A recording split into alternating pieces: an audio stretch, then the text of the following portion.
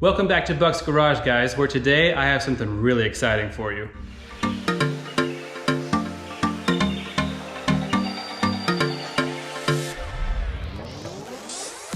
Now, I know I've said this channel is about old German cars, and that was the initial intent. However, my friends, today I've got to tell you, I have seen the light.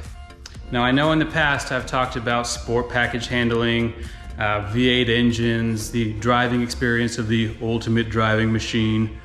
But you know, I found out I was wrong. And all along, it was the US automakers that really had it going on. And that is why today I have to tell you, I have traded in my 2007 BMW 530i on this.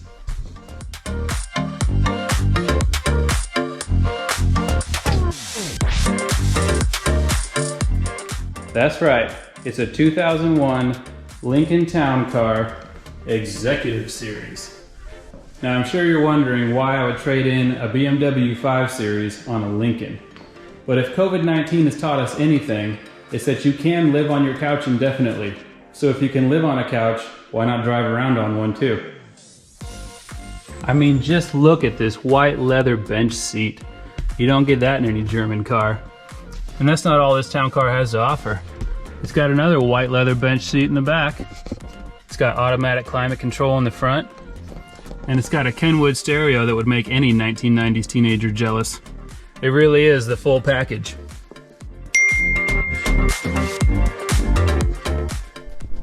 And the fun and comfort doesn't stop on the inside. On the outside, you've got air suspension in the rear. You gotta go high-end Mercedes to get that in a German car.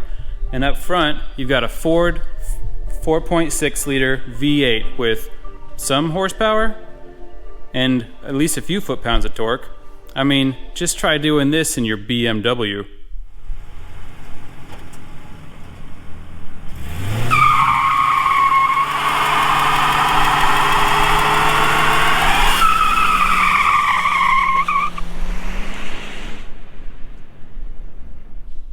Convinced yet? What if I told you that you too could have the ultimate in American luxury and performance for less than the cost of a cup of Starbucks coffee every day? And that's why I'm recommending to all you BMW fanboys out there to do what I did. Get rid of your BMW and get yourself a Lincoln.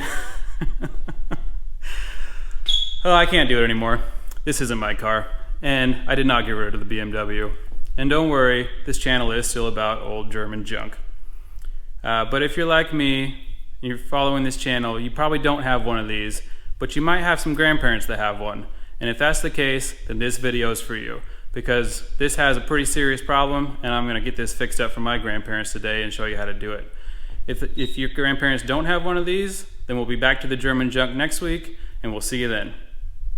So the current issue with this car is that it's filling up with water anytime it rains or my grandparents go through a car wash.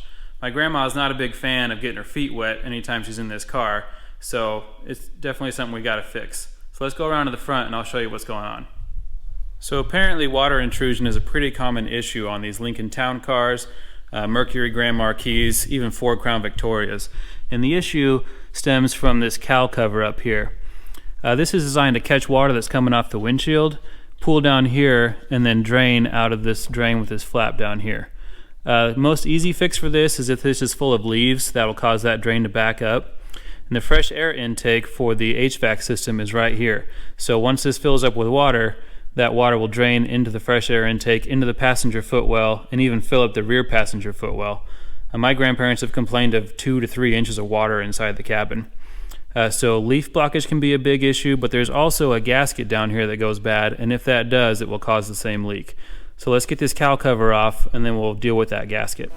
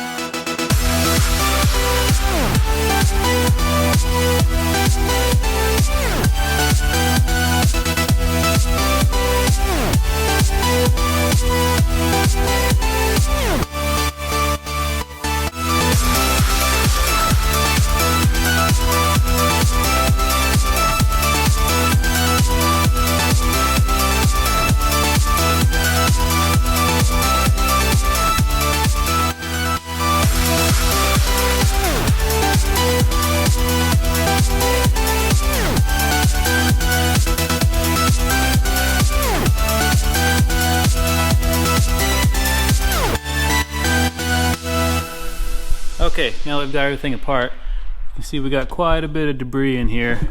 This is that fresh air intake. So we're gonna get all that cleaned up. This is where that piece was supposed to seal. There's no gasket even left there, so that's obviously not gonna keep any water out. You notice I pulled a gasket out of there too. This is that cowl piece. There is some gasket left here, but that is very old and crusty. So that's all gonna have to come off, and then we'll replace that. And that should hopefully fix our problem. So I'm gonna get that vacuumed out, I'm gonna get this gasket cleaned off, and then we'll go on from there. Okay, so we got things vacuumed out in here. Sprayed some goop off to get rid of the old adhesive on here, make sure it's nice and clean, and then I went over it with rubbing alcohol as well to make sure we get a good clean surface for this gasket that we're gonna put on there. This is the other piece, did the same thing, got the gasket all scraped off, then rubbed it down with alcohol to make sure it's nice and clean.